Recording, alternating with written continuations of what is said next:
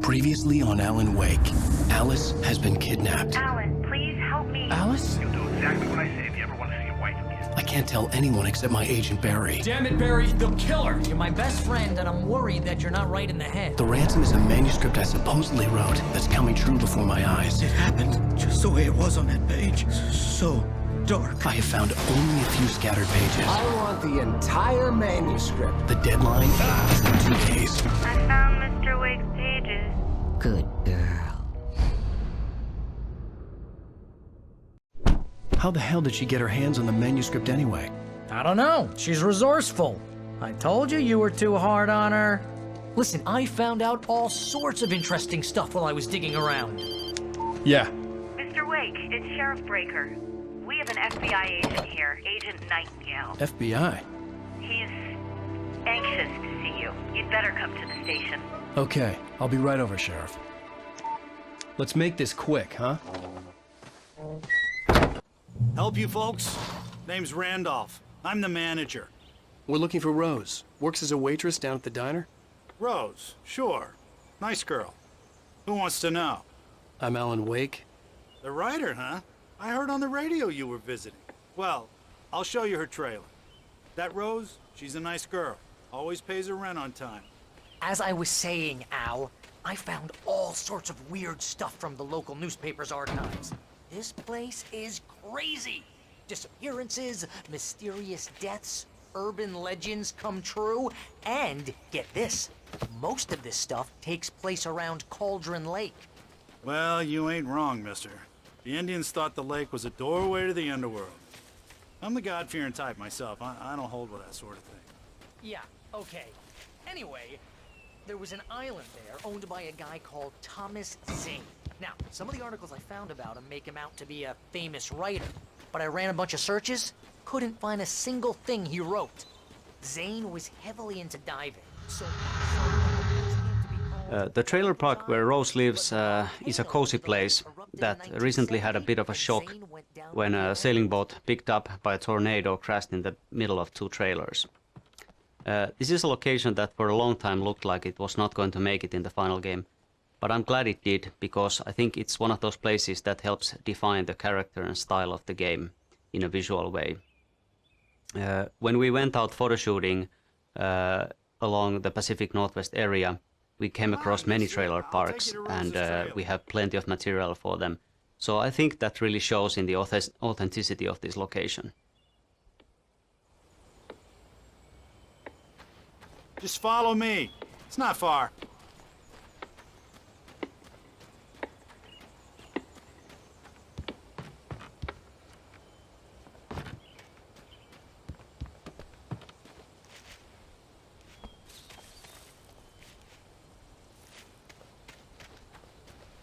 Listen, I got things to do. This place don't run itself.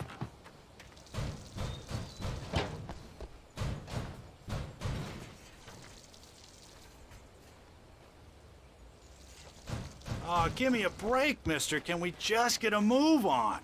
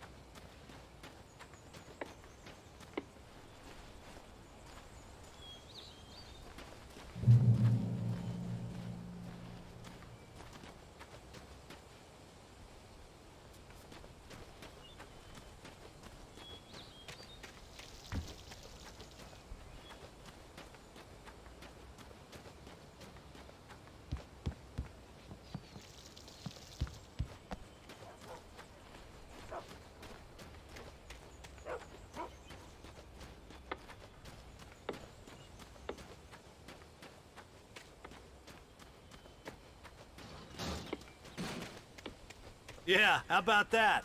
It was there in the morning, as if it had fallen from the sky. But it would take a tornado to lift something like that. We're damn lucky it didn't crush any of the trailers.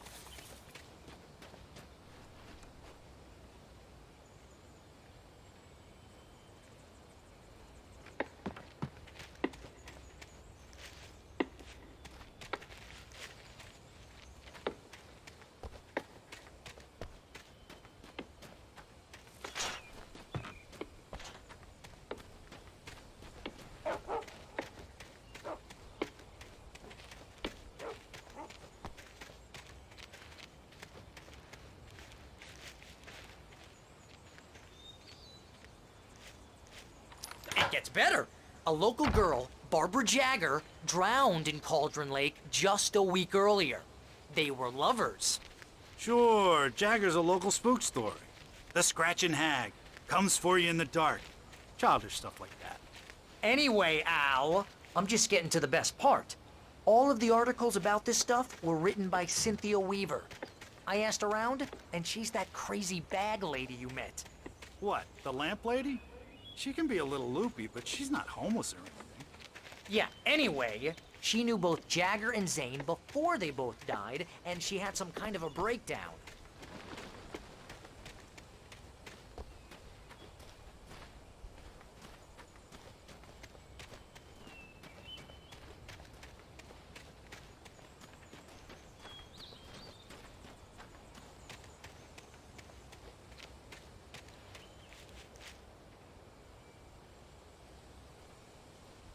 Well, mister, this here's Rose's trailer.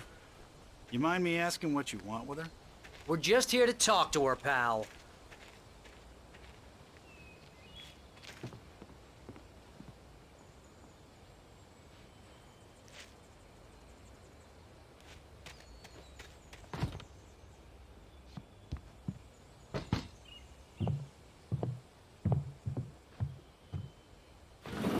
Welcome to... Oh dear, Mr. Wake. I'm so glad you're here. Rose, you have my manuscript? Oh. Oh yes. Yes. Please, come in. Hey, this is really good. Rose, Yes, my manuscript. I really need it. I understand. I know what you need. A muse to inspire you. Oh, for Barry? She doesn't have anything. Yeah, hey, Al? Al, what's... Oh...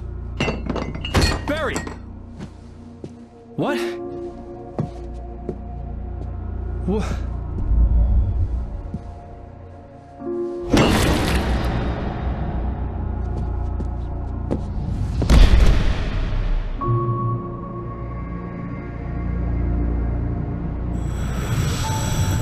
It's coming for you, hiding in my barber's skin.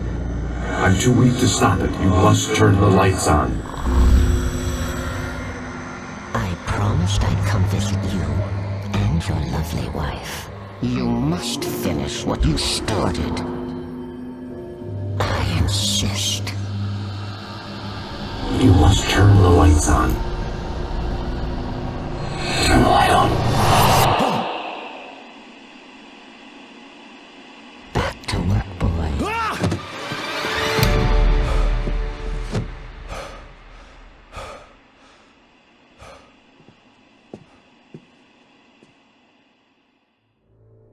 I felt nauseous, hungover. Only anger kept me going.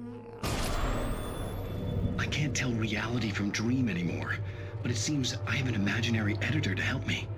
She's an old woman in a funeral dress. I call her Barbara Jagger. She's very strict. I'm writing faster and faster. My manuscript is being heavily revised. The edits are getting very aggressive, and each day there's less of me and more of her. I hate it, but I know she's right. She promises me I can save Alice this way. She knows more of this than I do. About the complex incantation I'm attempting. About this place. She's worked with another writer under similar circumstances, Thomas Zane. The genre of the story seems to be shifting. It's turning into a horror story. I'm getting close. I can feel it.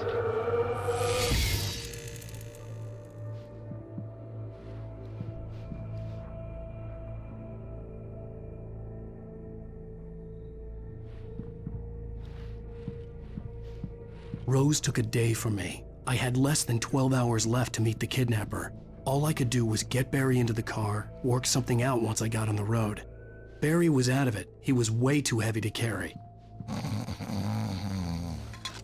You're right. I deserve more money. I'm so handsome. Welcome to the Oh Dear Diner. What can I get you today? Coffee? I couldn't work up much hate for Rose. Something had used her to get to me and left its mark. First refill is free. Milk and sugar on the counter there. like to hear today's specials? Thank you. A nice day. Come back soon.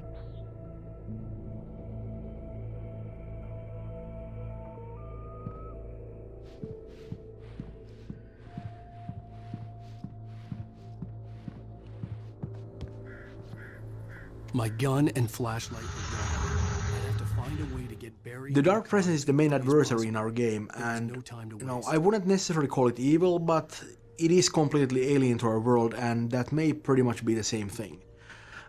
We don't really want to explain the Dark Presence in too much detail. We kind of want it to remain a mystery, but let me say this much. It's definitely not human. It doesn't think the way we do. A good example of this would be when Wake actually escapes from the cabin, and he actually just sits there and writes the whole thing into the story, and the Dark Presence is right there, and it just doesn't understand what's going on. It doesn't work on that level of logic. On the other hand, it can be very devious. For example, it has no problems whatsoever using Alice and Rose against Wake in a very, very sort of, contrived manner, and it works very well too. We talked quite a bit about the Dark Presence being weak in the beginning of the game, and that's true as far as it goes, but it only refers to the foothold it has in our world. Now, it is strong, it is very, very strong and very, very big in its own world.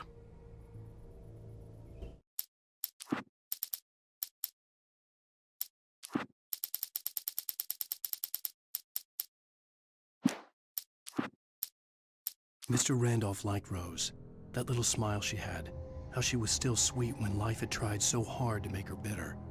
It wasn't any of his business what she did in her trailer. But those strangers, the writer and his smart-ass sidekick, looked like trouble. And they'd been in there for hours, way past her normal bedtime. He reached for the phone and called the sheriff's station.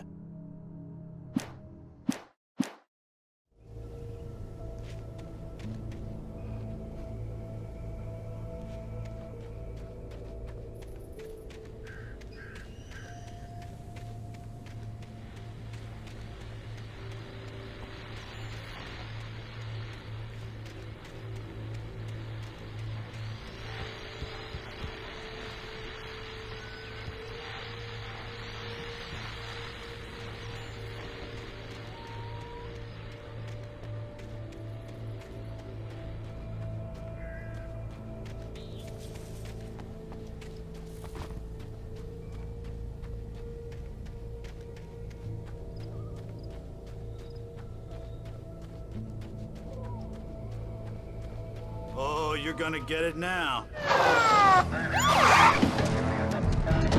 God knows what you've done to that poor girl. This is Agent Nightingale, FBI! Get him up, Hemingway! You're under arrest! You move a muscle, I'll unload right in your goddamn face! Stay right where you are, Spillane!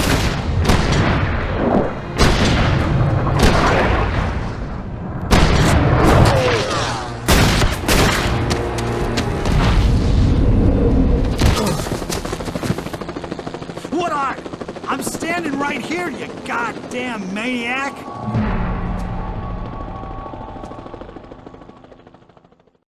I hated to leave Barry behind, but there was no way I'd miss my appointment with the kidnapper. Give it up, Mr. Wake. Come on. Make it easy on him. Get after him. Don't let him get away. Move it, move it, move it. I'll have your shot if you let him get away.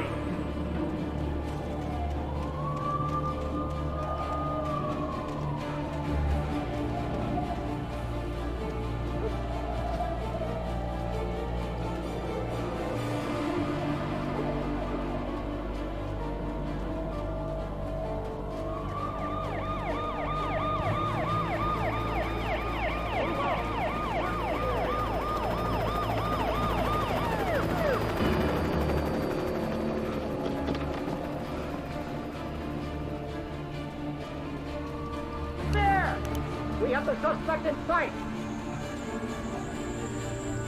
Okay, men. Keep your eyes peeled. He's gonna try to make it through here. Oh, damn. Man out! No! Here we go! Stop! God damn it! Where'd he go? Everyone, I got him! Hey, don't move! God damn it! Where'd he go? Oh, damn it! Keep it out!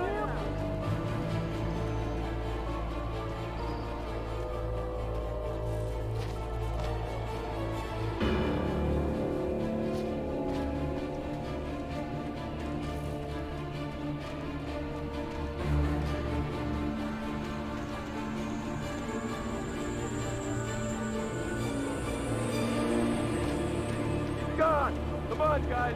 We need to head him off.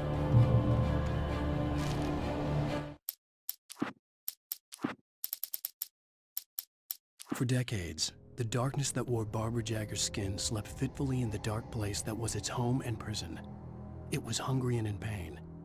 It dreamed of its nights of glory when the poet's writing had called it from the depths and given it a brief, terrible taste of power and freedom.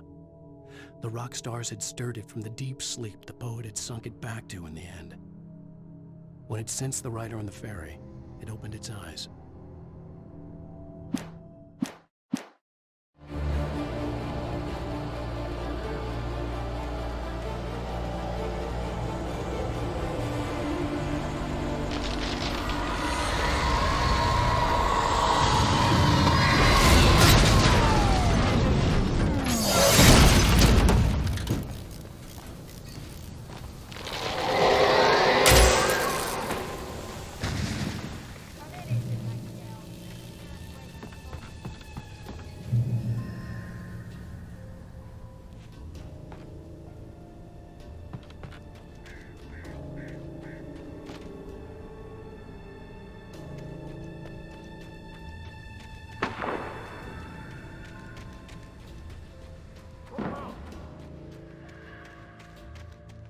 Search the area.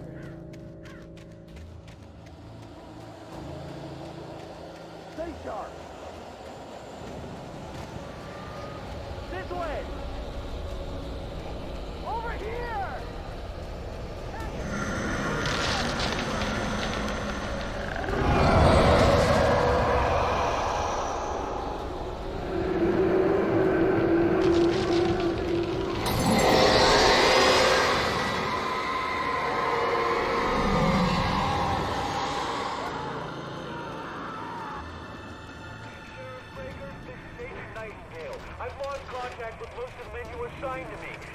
This horror was everywhere I went, circling me. The cops didn't stand a chance. They were after a writer, not a monster. You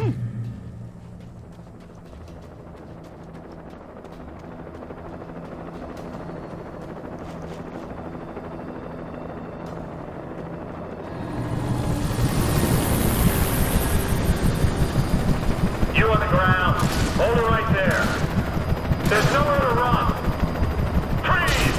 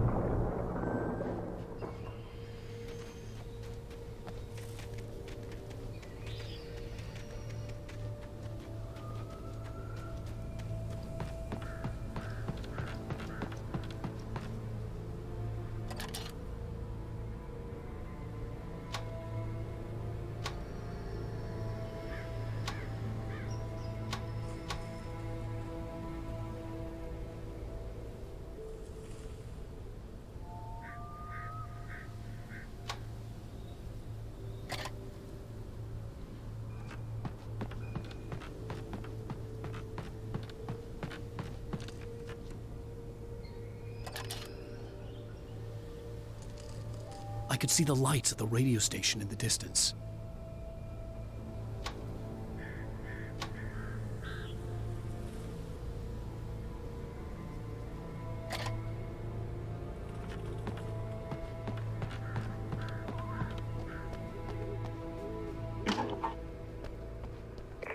This is James. Mulligan, Thornton, come in. Over. Thornton here. James, we got both Wheeler and Rose in custody. They didn't put up a fight or anything. Why, they were... Hey, what are you... Come on! Sit down and give me that. James, Mulligan here. Over. Go ahead, Mulligan. Over. We got Wheeler and Rose here. Wheeler's drunk or hopped up on something. Speaking of which, that Fed had a pretty distinctive whiff of Otis Scotch about him, you know what I mean? Over. I don't have anything on that, Deputy Mulligan. Over. Well, whatever.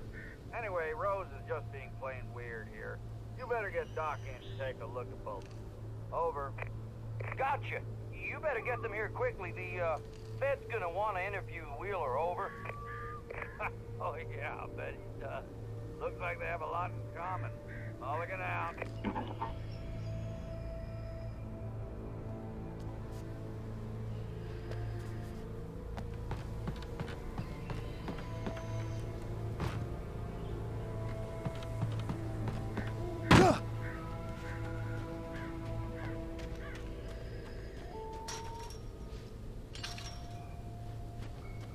I imagined that the broadcast tower in the distance was part of the local radio station.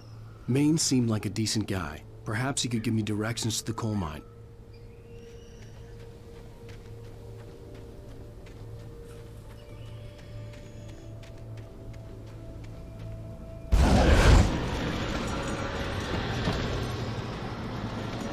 Unnatural shadows clung to the gate. The darkness that was after me was trying to stop me. I wouldn't get through without a light.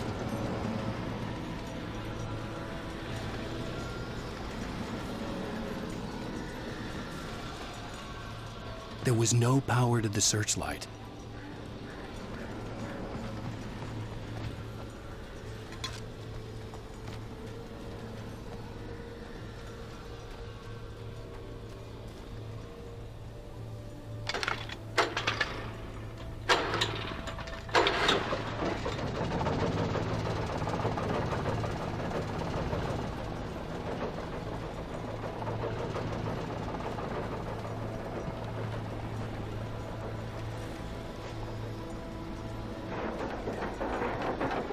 The old generator conked out. I'd have to see if I could fix it and try again.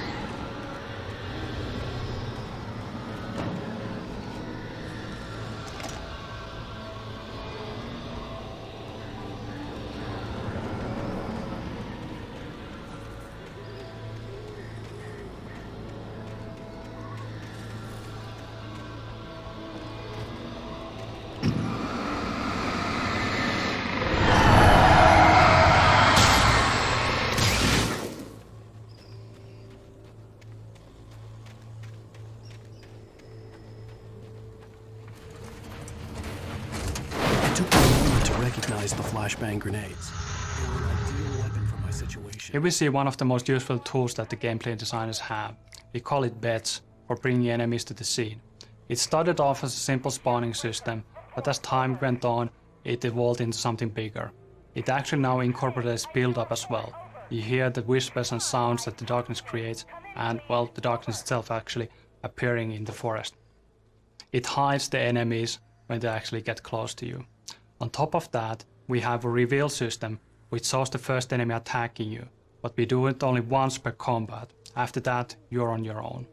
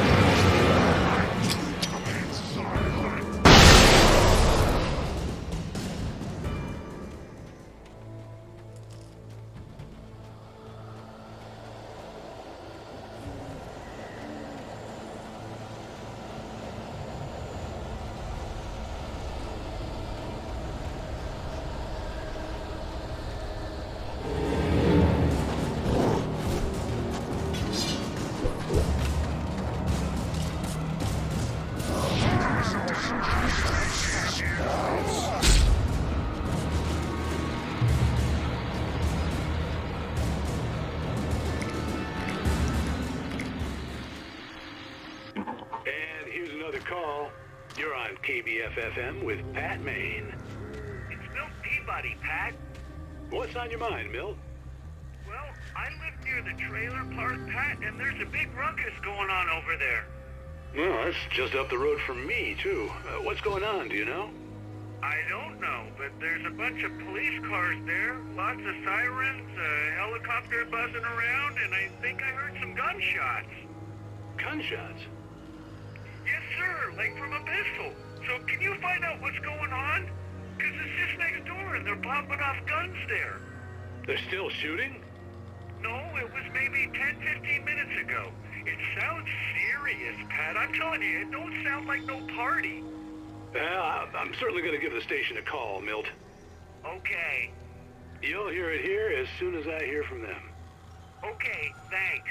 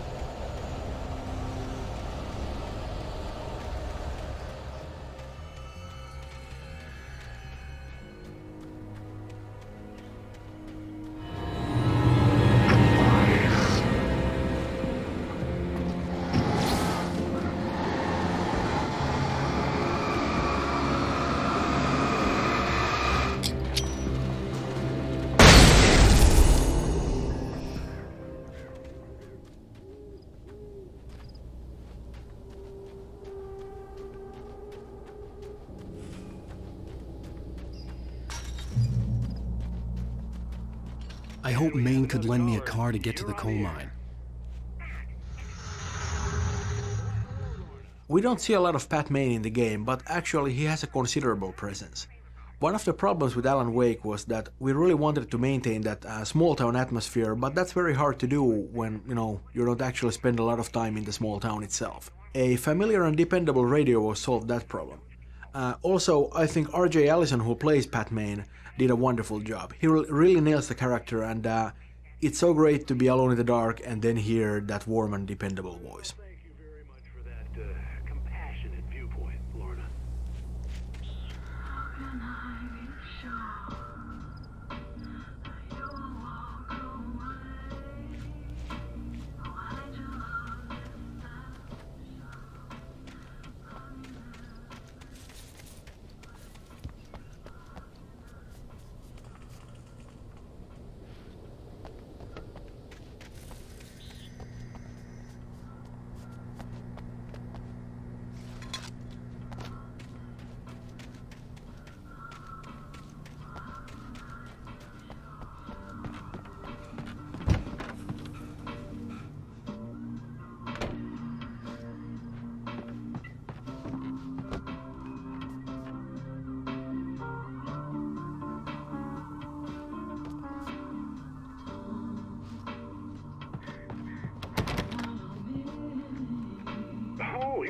surprise, the famous writer Alan Wake just walked in. Folks, I'm gonna see if I can talk him into an interview.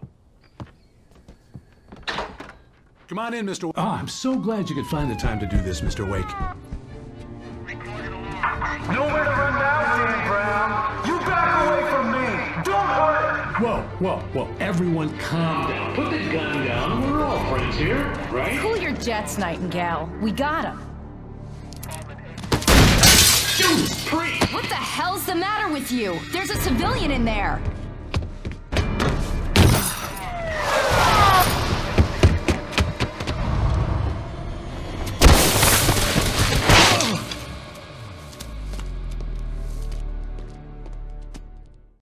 I'll get you yet, even if it kills me. You hear me? You hear me, H.P. Lovecraft? I had fallen off so many cliffs it was ridiculous. That's what you get for naming a book The Sudden Stop. It was probably good I hadn't had the chance to tell Rain where I was going. Here we have another really well set up journey. The train depot and the bridge in the distance well visible from early on. As an interesting side note, this whole area was originally just a minor branch. Not even a branch. Alan Wake just basically had to get a car from the forest and continue towards the mining museum. With months of iteration and looking at the possibilities given by the environment, we found out that this area could have lots of poltergeist events, could have hidden routes and so forth, the bridge and the train depot all appearing far later in their development. Nightingale stared through the broken studio window into the dark woods. He turned around, started to walk out, but Maine grabbed his arm. "Young man, you almost shot me. You don't shoot off rounds at people like that. What's the matter with you?" Nightingale shook his arm free, marched out. His cheeks burned with rage and humiliation.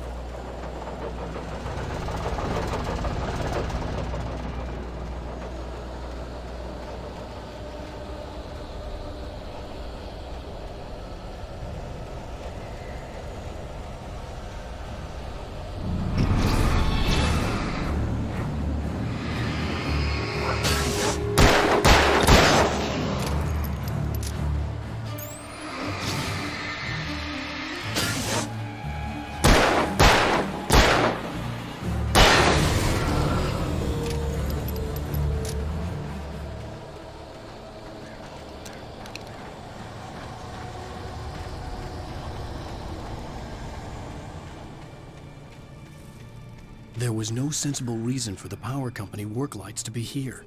It was almost as if they'd been left for someone like me to use.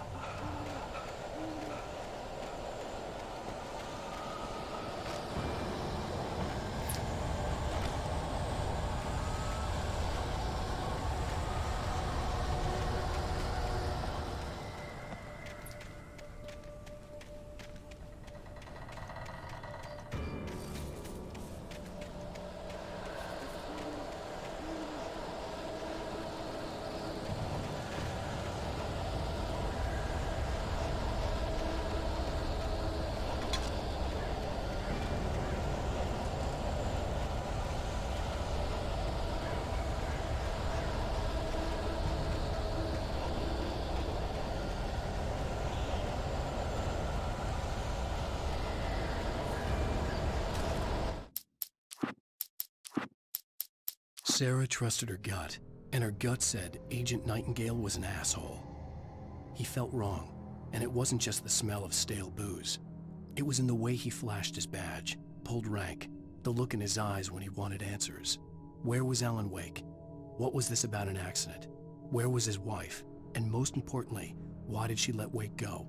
He wouldn't answer her questions. Federal business was all he'd say.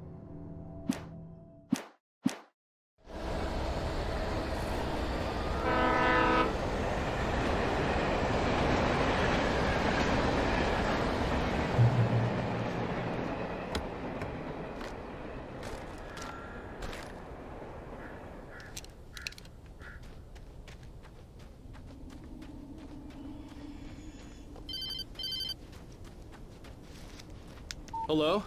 He's the most stubborn man I've ever met. Alice? Alice? Alan, I'm so afraid. He keeps me in the dark. Please help me. I look at you, Alan, and it's not you. It's something else. Looking out from behind your eyes. Alice, I'm here. I'm so alone here. It's all gonna go to hell. You need to be careful. Cooperate. The connection had been terrible, but that wasn't the only thing that hadn't been right with the call. She sounded wrong somehow, but she had called me.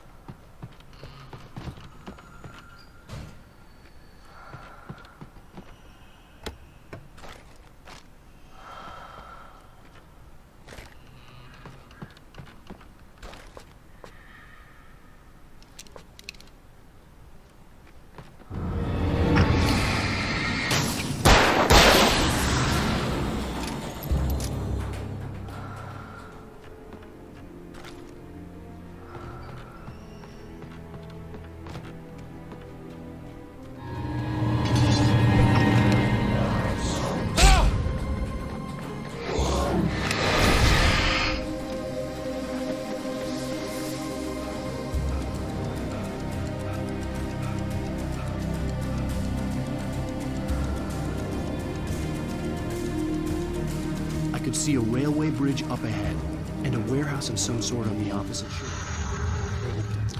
Everybody knows the movie Poltergeist, but I wouldn't say that it was the origin for this idea. This game is about possession. It's about the dark presence taking over everything in the world. It started off with humans, and, well, in the design, the inanimate objects were the next logical step. One of the hardest things to do was to convey intent.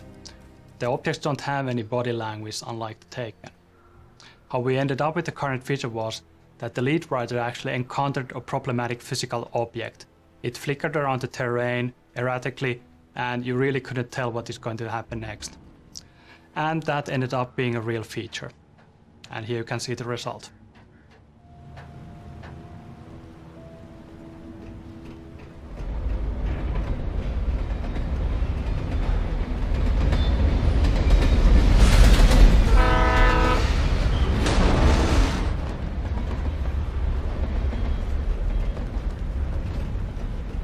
The darkness that was pursuing me was growing stronger, and it was taking over everything in its path.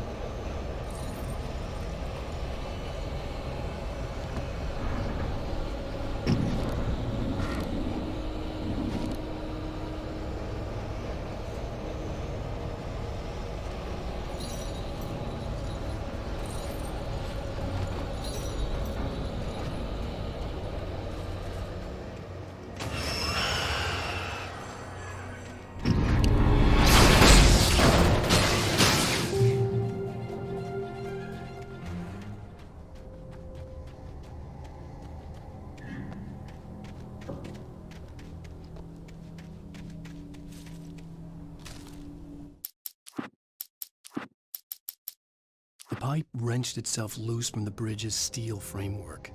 Wrapped in darkness, it floated in midair, twitching. For a moment, I didn't understand what I was looking at. The heavy object lurched at me with impossible force. I threw myself out of the way, but just barely. When I turned my flashlight on it, it shook in a dark rage before it flew at me again. I slammed the door shut right in his smug face. He pleaded for me to open the door. True to form, the asshole actually thought I would obey. I had no sympathy left, no guilt either, not for him. I took a moment to savor the scream. I bet I had a smile on my face. It was all that I had time for. The dark presence was inside the lodge with me.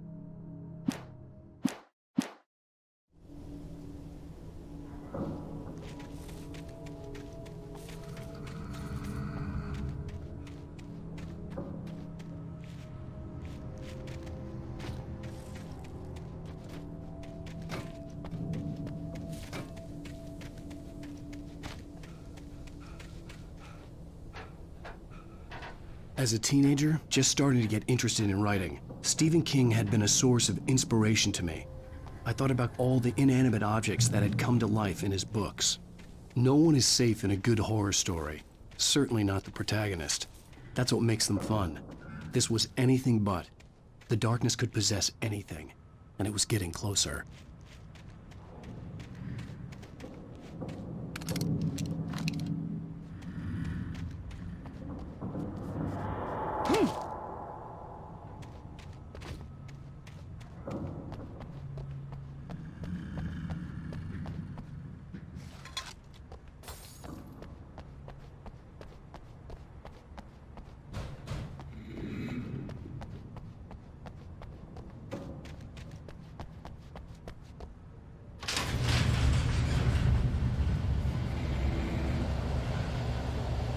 Did you call 911?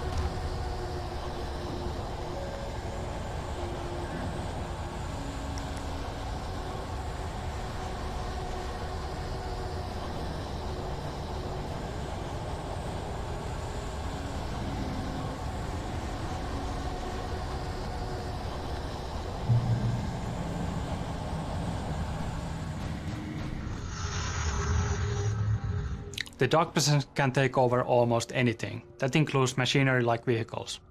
In the next scene you will see the bulldozer attacking you, and it might be familiar too from demos that have been shown in different shows before. I would like to say that plenty of thought and research went into this, but the fact is that it was basically just a lucky test when we fooled around with the AI and physics. And here you can see the results.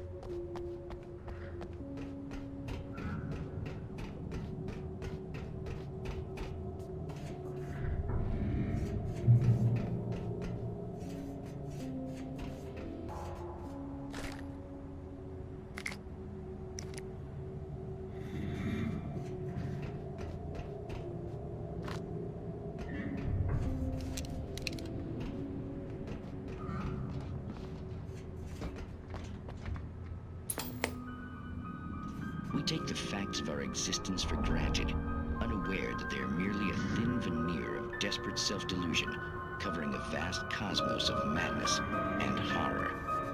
All too often, the stars are right. In Night Springs. Tonight's episode, a family occasion. Journalist Alvin Derleth's trip to study the local customs of an insular community in Night Springs has been less than successful. Until tonight. Well, I'm glad you changed your minds about this. Ancient customs, local mythology. My editor loves this kind of stuff. Well, Mr. Derleth, we don't want to feel like we're on exhibition.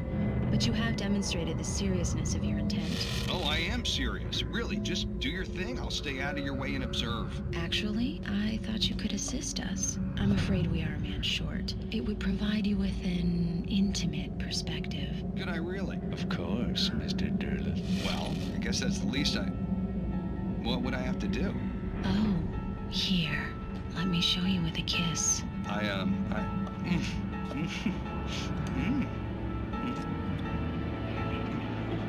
What did you...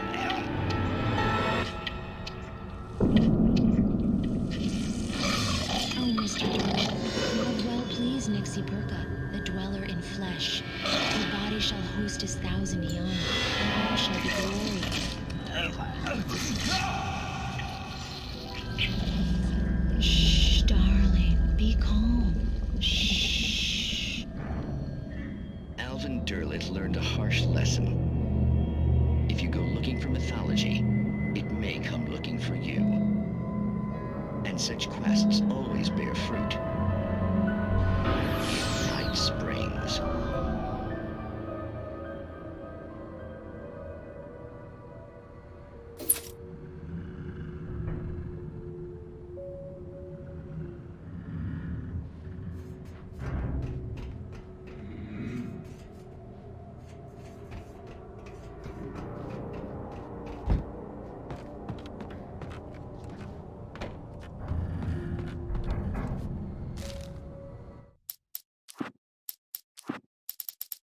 The darkness surged towards me, sucking everything loose from the ground into its depths, tugging at my clothes. I saw the flare the kidnapper had dropped and threw myself towards it just as I felt my feet leave the ground. The darkness embraced me with the force of a tornado. Somehow I managed to light the flare. The darkness roared and cast me away. I fell toward the dark waters of the lake far below.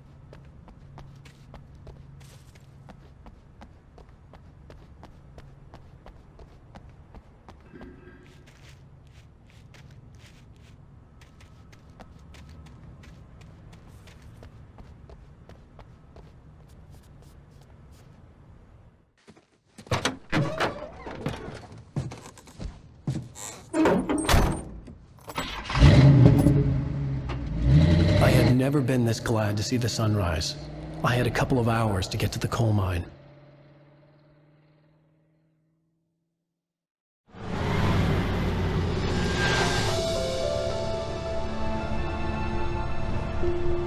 The coal mine wasn't far now.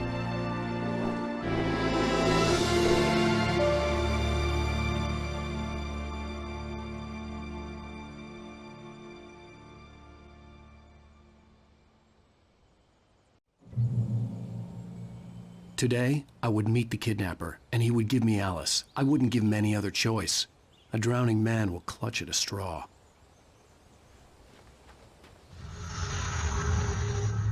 This daytime driving sequence is great to have in the final game, especially considering that it was a source of debate earlier on. It's fairly hard to actually see this kind of sequences, are they actually working or not, before we have the final environment, the mood, the sounds, and so forth. Of course, now it is great to have in the final game. It provides a very nice change of pace in the middle of episode 3, and it provides a great showcase for our technology, our views, and also it's great to see the environment that you usually see in the night, covered in shadows and in fog, in its full glory. I was being stalked. The bridge must have collapsed only moments after I'd crossed it.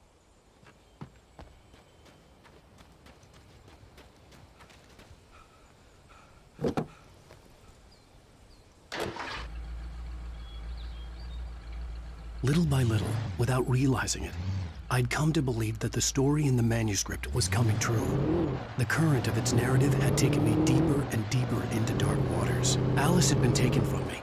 Barry was probably in jail. I was a fugitive from the FBI. The whole world taken over by the dark presence was trying to destroy me. It all felt real.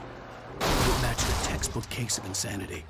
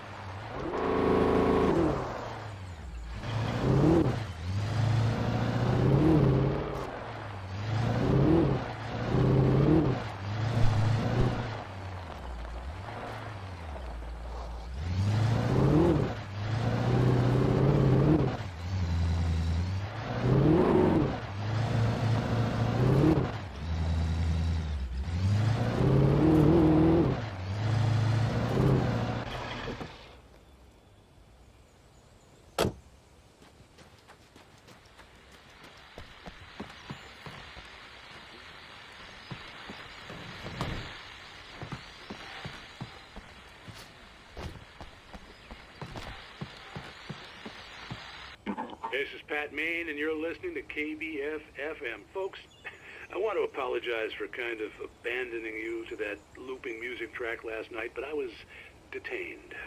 You see, I encountered a big-shot G-man with an itchy trigger finger who could use a lesson in manners and a boot in the ass, not necessarily in that order either. Now, folks, I know I'm not being very informative here, and I apologize for that. I really should just keep quiet, but I'm just so peeved right now, because some people just shouldn't be carrying badges. I'm just glad that our Sheriff Breaker was there to straighten things out. And if someone I met last night is listening, let me just say, I'm sorry if my mouth got you in trouble. I'm pretty sure you're not the bad guy here. Godspeed, son. I hope you know what you're doing. Now, on a lighter note, I'll be talking to Dr. Nelson all morning. But first, a little music.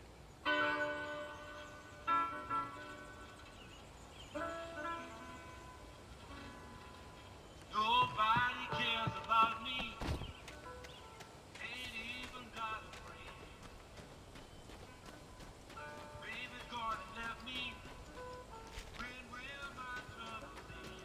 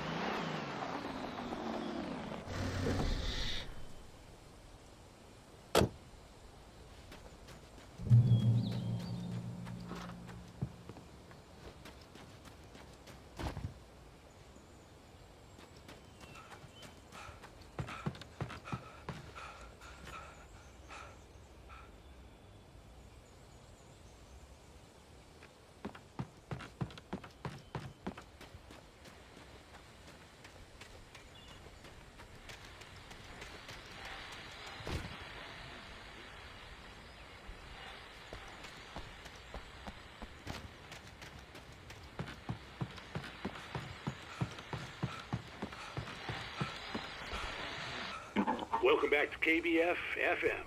Hope you enjoyed that tune. Now, Doc, you were talking about life and finding that special someone, that soulmate. Well, you were talking about that. I was saying I don't buy it. Well, see, to me, that's strange, because I always pegged you as a hopeless romantic. You got me there, Pat. But I think love's where you look for it. And you need to do a lot of looking, sure. But the idea that there's that one special person out there for you, and if you miss that chance, it's gone forever and you're forever incomplete. I mean, isn't that depressing? Or, heck, childish even? There's plenty of fish in the sea. And apparently a fisherman has a fishing analogy for everything, but what you're saying, isn't that a little harsh? Well, no. What I am saying is that your potential for finding that connection isn't limited to what's essentially a chance encounter. How is that harsh? Yeah, well, I guess that's a nice thought, but let me say something personal here. Okay. Now, well, I don't disagree with you exactly, but I can't really fit that together with what I feel, what I felt for someone, because she was the one. She was. And I let her drift away from me. Maybe I didn't put in the work, I don't know, but, well, since then, and it was a long time ago, but since then there hasn't been anyone, not like her. And I'm not saying I dwell on her or haven't moved on. I like my life. I'm not living in the past, but I do miss the way she completed me. You can't argue with the heart, Pat. I'm sorry, folks. I had kind of a scary experience last night, and let's just say it's shaken a few things loose.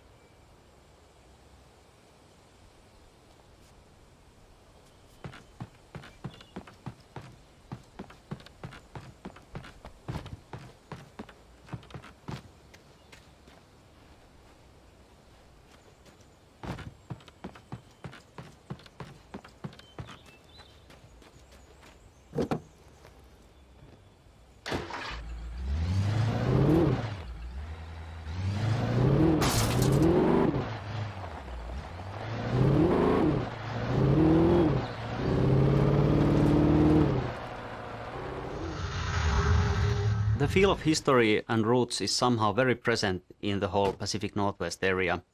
It's one of those things that lends the unique feel to this region. This was once a very inaccessible and thus isolated region, but in the turn of the 19th and 20th century, as railroads started getting built, it was suddenly connected to the rest of the country. This greatly benefited industries like mining, for example, because now ore could easily be transported across vast distances. Towards 1960s and 1970s, mining steadily declined, but this area is still filled with all sorts of landmarks and reminders of that once blooming industry. To me, these kinds of things really matter because they are the reason behind why things are and look the way they are. I was early. So, long story short, decaying structures like old train carts and mining structures and tipple buildings are really a part of the history of this area, and that's all the reason we needed to include one of those beautiful tipple buildings as a location in the game. As many of its real-world counterparts, it serves now as a museum.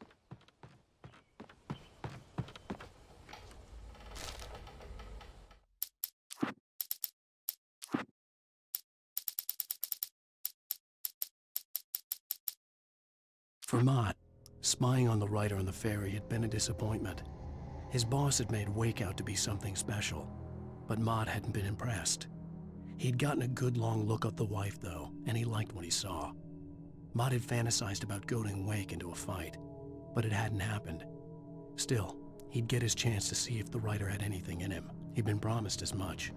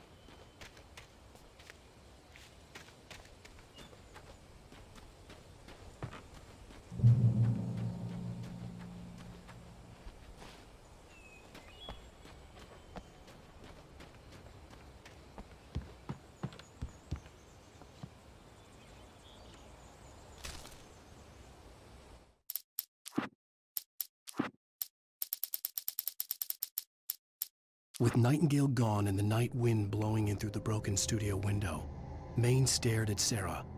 The sheriff looked away. Maine's voice shook with barely controlled anger. That boy's doing more drinking than thinking. I hope you know what you're doing, Sarah. He's got a sickness in his eyes. You take my word for it. He wants Wake for a reason, and it's not for anything good.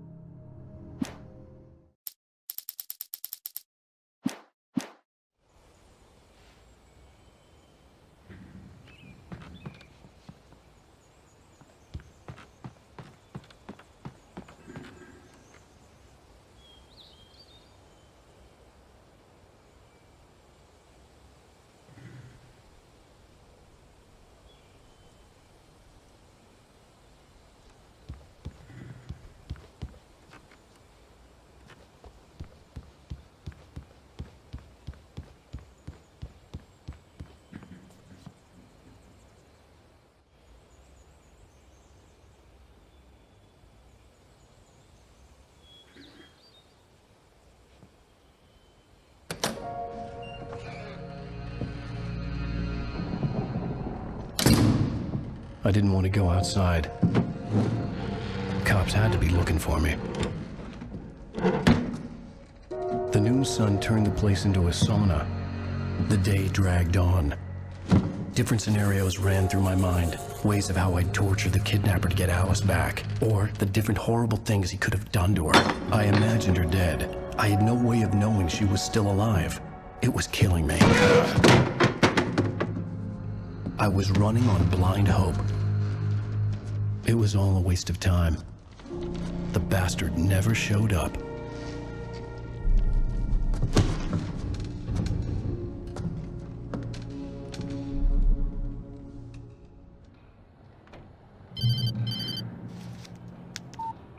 Where the hell are you? Change of plans.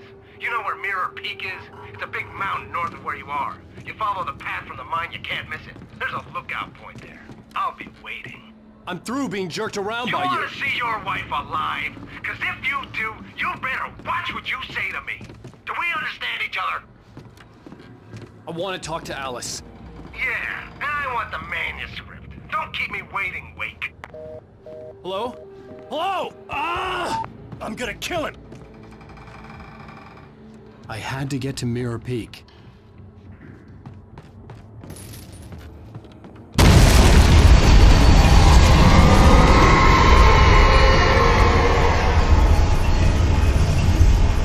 It was close. Maybe closer than ever before.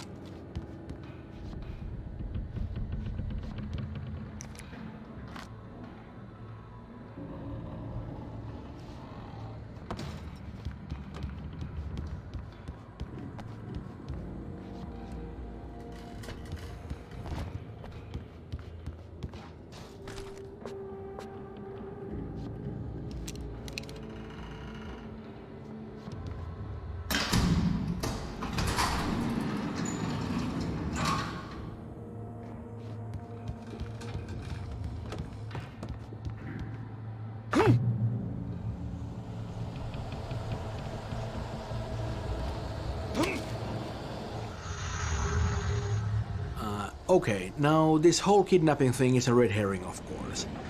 It's just an attempt to manipulate Wake and to get him to deliver the manuscript. The so-called kidnapper, Mott, well, he doesn't have Alice. He doesn't know where Alice is, and neither does Dr. Hartman, the guy who's hired Mott. But they do know that Wake will do anything to get Alice back, so, you know, they use her. They're nice people like that. The problem is that Wake doesn't have the manuscript at all. He doesn't know where it is. He has a couple of pages, but of course that's not enough. So they're lying to Wake about having Alice, and Wake is lying to them about having the manuscript, and nobody has much of anything. It doesn't end very well for Mott, you know, who is going to get his in a couple of minutes, well, you know, a little longer. And Dr. Hartman doesn't have such a great day either. No, what can I say? Karma's a bitch.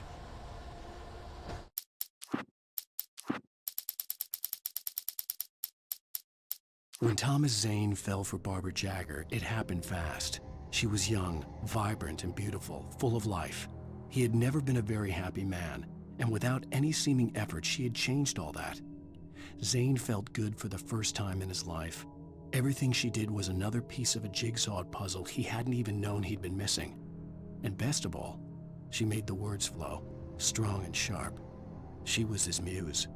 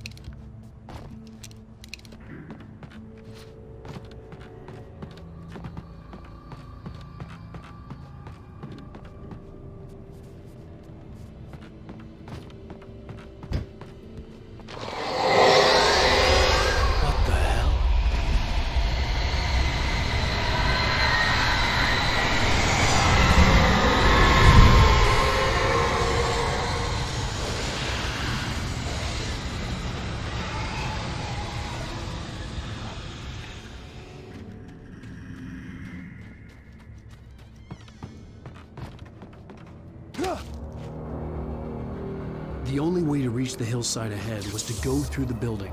I had to find a way to avoid electrocution.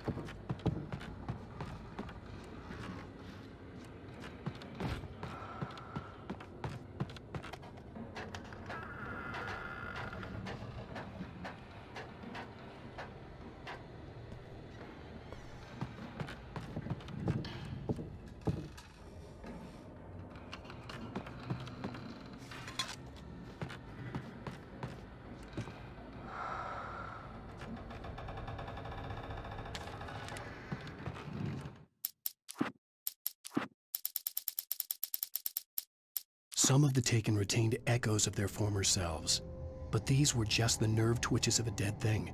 Nothing remained but a shell covered and filled with darkness. In most cases, these puppets were enough for the purposes of the dark presence. But for anything more elaborate, as with the writer, it was different. It needed his mind. And so rather than taking him over completely, it merely touched him.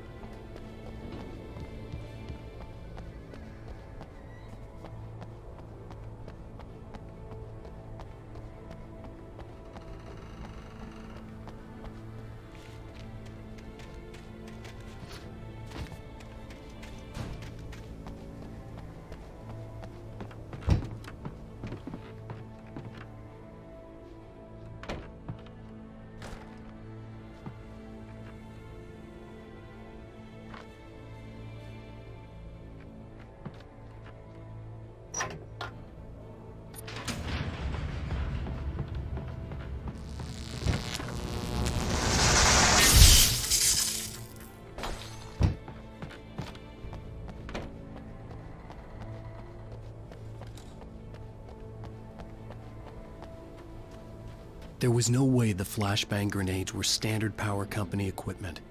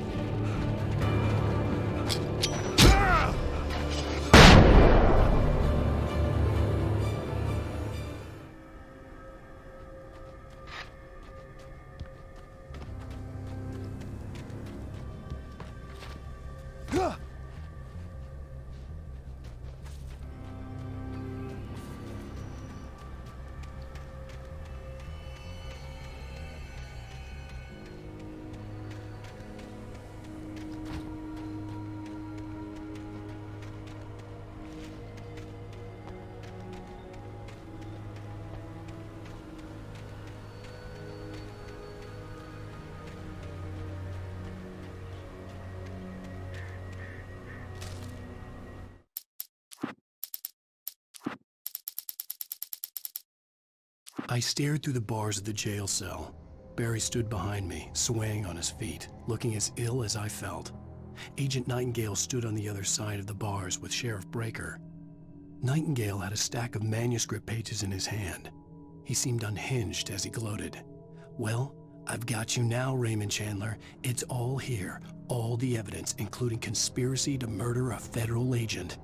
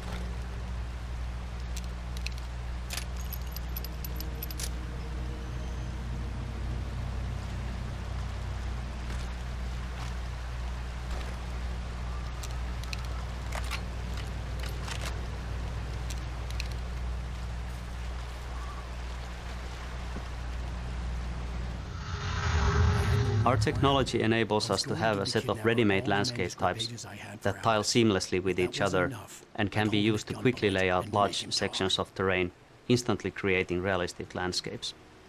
These biotypes, as we call them, contain lots of different information about the resulting shape of the terrain. Things like what the ground is comprised of, is it mud, rocks or grass, and what grows on it, different kind of foliage and trees, and also its bumpiness. So we don't manually build every square meter of forest that there is in the game, but instead focus our efforts on creating these biotypes so realistic that they can be used to cover a patch of terrain of almost any size and still look realistic. We then cover the terrain with patches of different biotypes that go together very well before finally going over the area with a precision polish.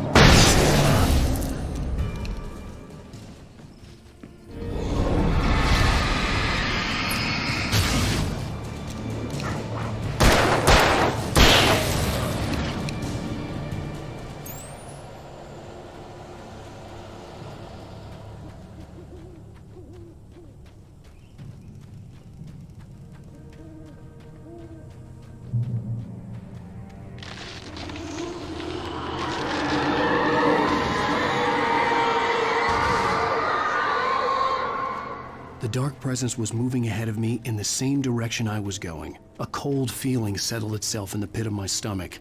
Was it going for Alice?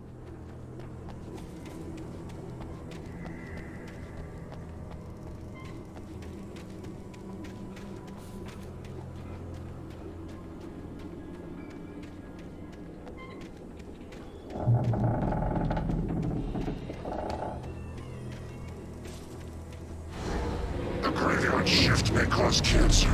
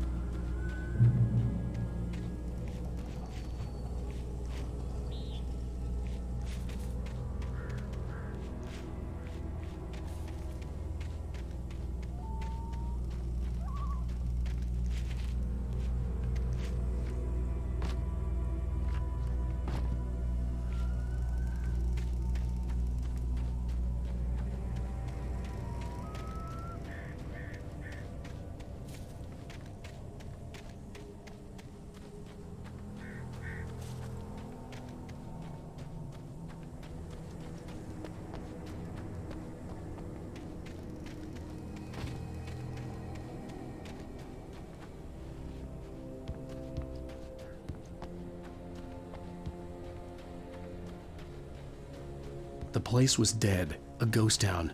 Had been for decades, maybe a century.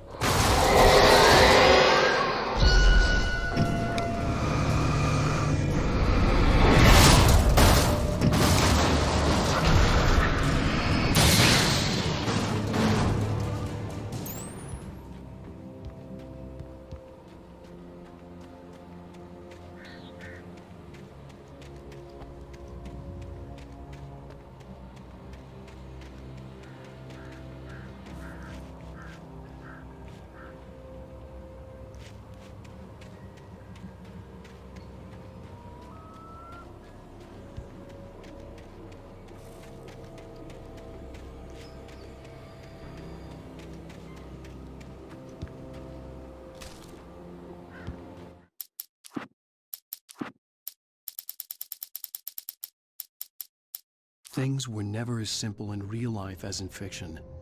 I had lost count of the times I had wished there'd be a clear reason for my writer's block.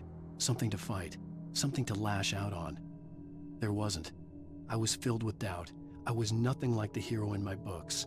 Alex Casey had gone through his life with single-minded determination, never wavering from his goal. Even now, I was angry at myself, angry at Alice, angry at Barry. I was fumbling and I had no plan.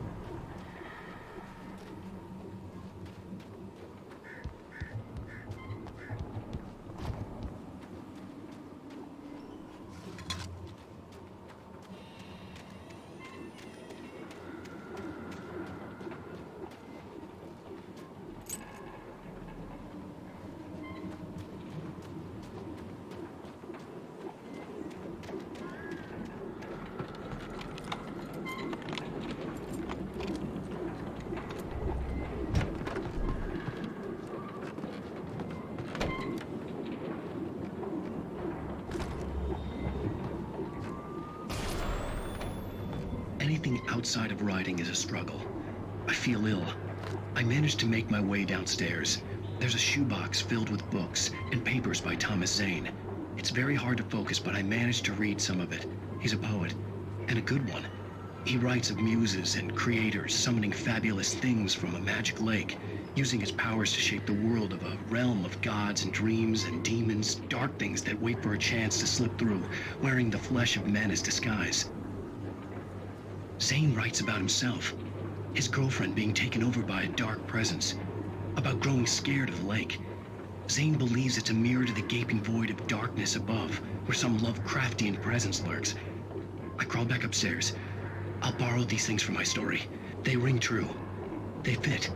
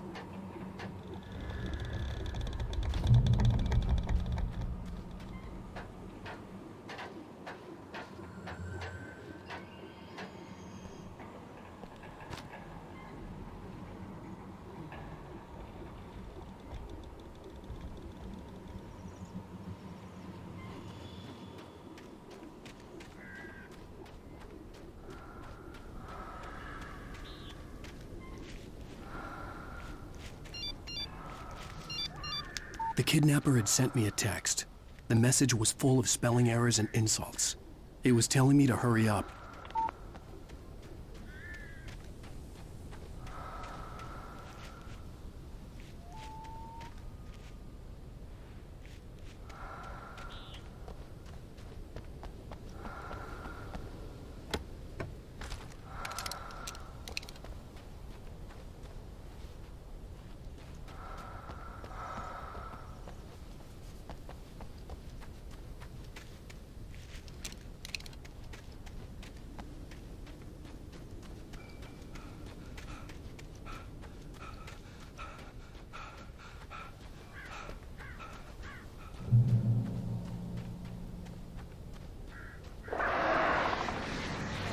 Birds.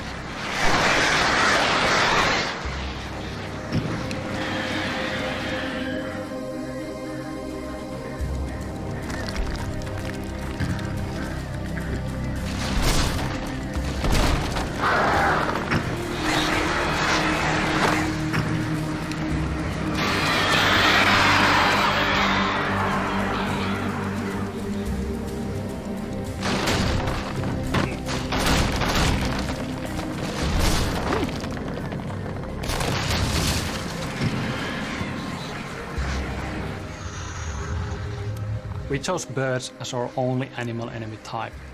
The main reason being that the birds actually bring something new to the table, an extra dimension. We tried to think through the whole package of the player experience. Plan is to look down for bear traps, look ahead to take them, and look up for the birds.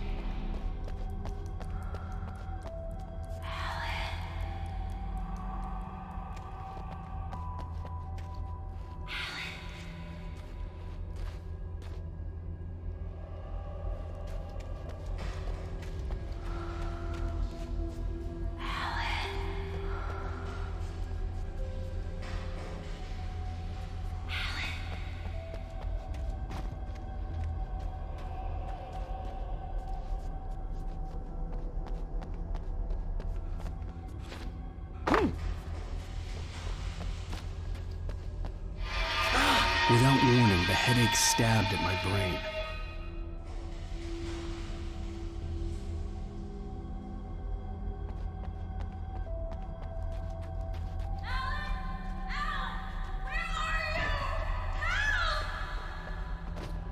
Alice? Alice!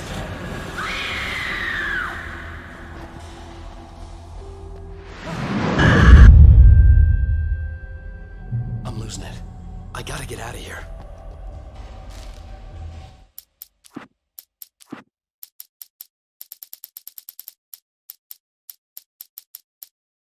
The hunters were big, thick-set men, confident and at home in the woods. They were feeling good, running on beer, ghost stories, and camaraderie late into the night. It did them no good, as they were taken by the dark presence, sucked deep into a darkness far worse than any ghost story they ever told or heard.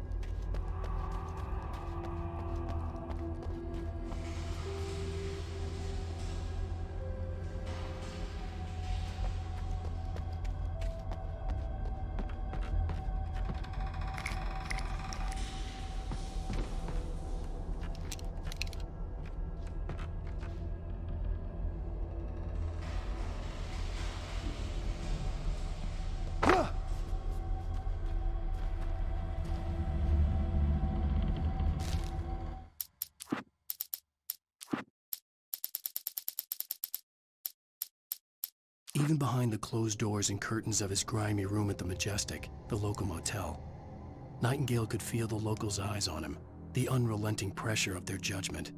He forced it out of his mind. For all he knew, they could all be under Wake's spell already. You do what you have to do to get the job done. He took comfort from the bottle in his hand. Please, he thought, just let me get through this.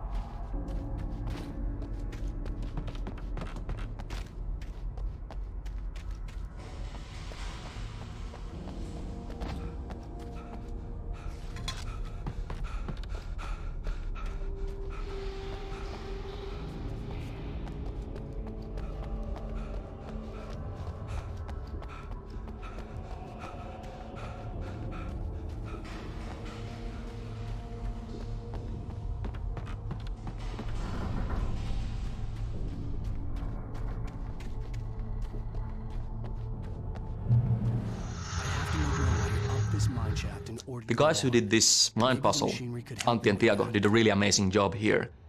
This is again one of the cases where we started with a very, very low-key design requirement, just something to occupy the player for a moment. But with iteration, looking at what works, what not, we actually got this amazing sequence which does what it's supposed to do. It looks complex, it looks imposing, but it's very intuitive to play, and I hope you actually enjoy going through it.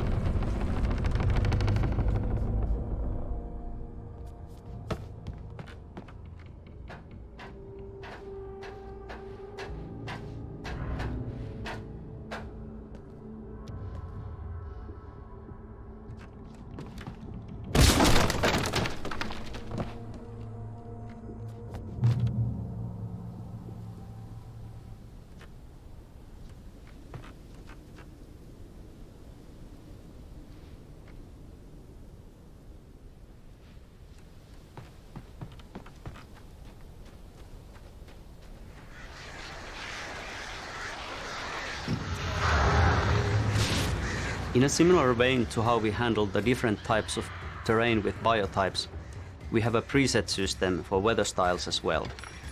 The game engine lets us control numerous parameters, things like cloudiness, wind, rain, and also lighting parameters, things like color, intensity, and blooming, to create truly stunning weather effects. Using this technology, we have created a palette of ready-made weathers that can be called upon at any time, so really it is weather on demand at the push of a button. Each level has its own, or sometimes many, different styles of ambience, and so their own mood.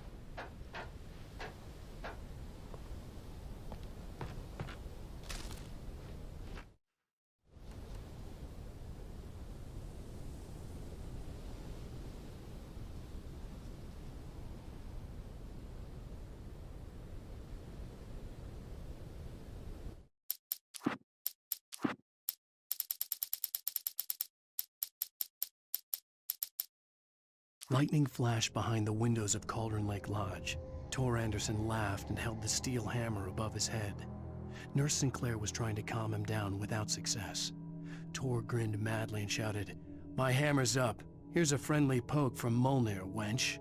He brought the hammer down with all his might on Sinclair's head. "We're on a comeback tour, baby."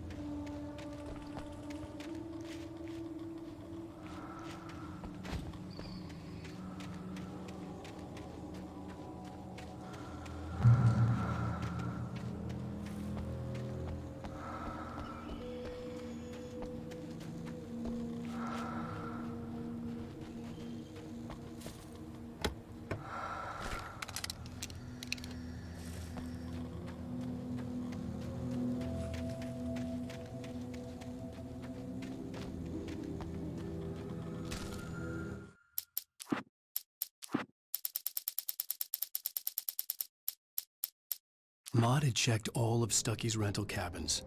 There had been no sign of the wakes. It was dark when he'd found their car parked at the end of the road by Cauldron Lake. It made no sense.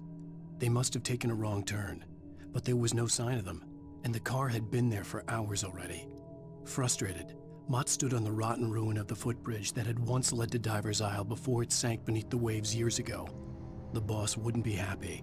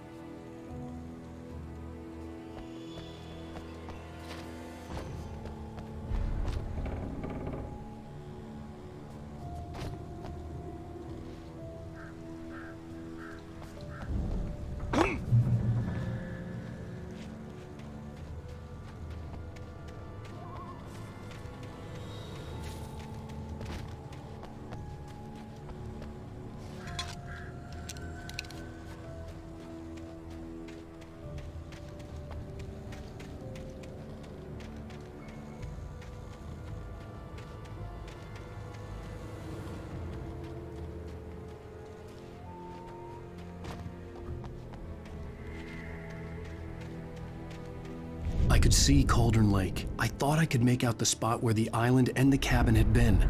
There was a light near it. It had to be a boat.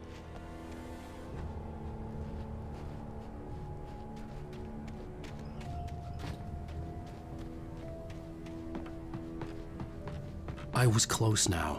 I had to get there fast. I dreaded what I would find.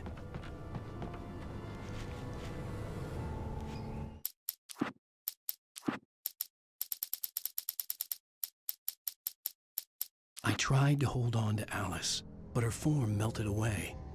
I was losing control. Dr. Hartman stood in her place.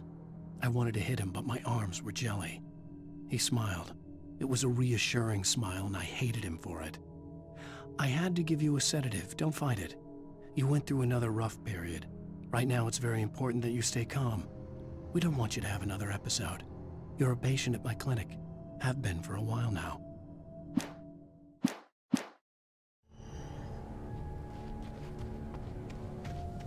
Wait! That you? Wait! Hey, I'm here! I'm coming! No! Get away! I'm sorry. Please, lady. The boss didn't know who he was messing with. I didn't know. I swear, I didn't know. We don't have his wife. We don't know where she is. She's probably drowned. We just said we had her to make him play ball. You see? To get him right in for us. Please. Please. Oh. I'm sorry. Please don't hurt me.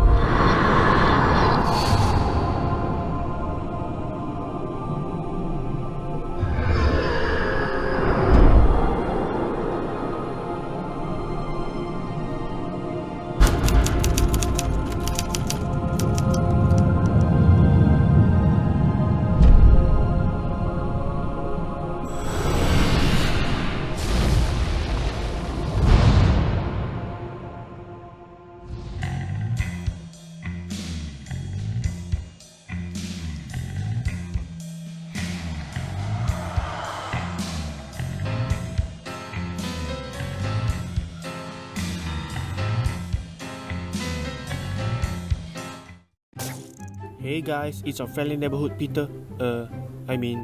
Spider-Man.